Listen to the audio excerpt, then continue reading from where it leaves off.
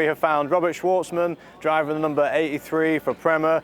Robert, you've had a little bit of time now to digest St. Pete. What is your big takeaway in the difference between racing in America versus racing in Europe? I think the main difference is obviously the track and the car. It's been a while since I raced in a city track. It's quite aggressive. Generally the corners, the wall is like.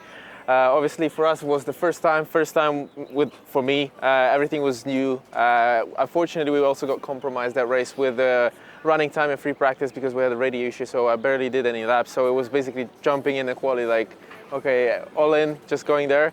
And yeah, also in the race we had again issue with the radio, issue with the car because I got hit in lap 1. So they broke the diffuser, so the car was losing quite a lot of air. So we had some complications, let's call it this way. But overall I had quite a good fun. Honestly, it was a lot of battles. The start especially was like hectic. I was like, what's going on? Like it was really like aggressive. And here I like the battling between drivers. It's like quite aggressive. It's your first time at this track as well, which is going to be something I feel like we say a lot to you this year. Yeah.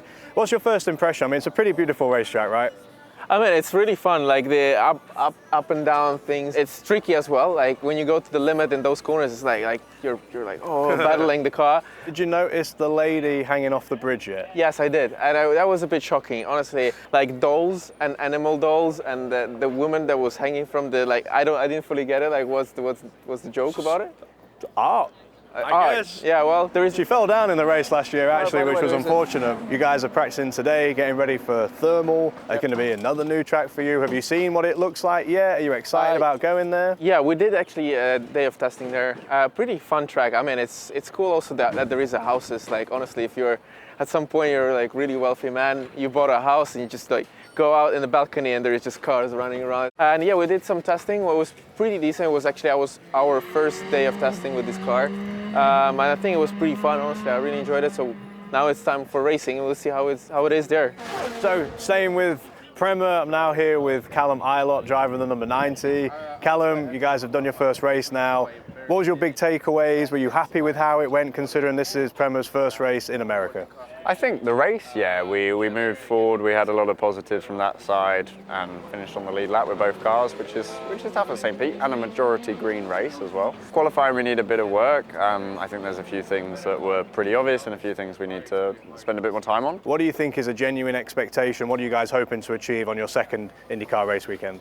I think we need to take the first weekend as the baseline and always improve from there.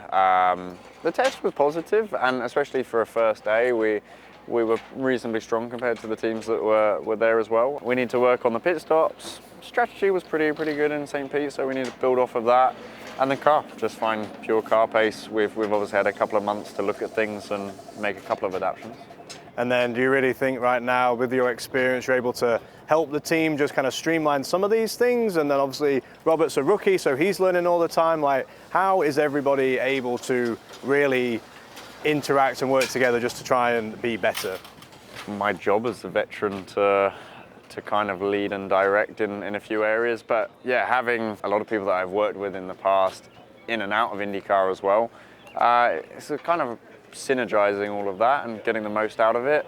But time and laps, that can't be fast tracked. We have to experience it. We have to make some mistakes to improve, and it's good. It's exciting, and it's tough, and sometimes can be a bit painful, but it's cool. It's nice to bring a new team into IndyCar and work from the ground up. Yeah, great. It's nice to have you back in the paddock, buddy. Thank you.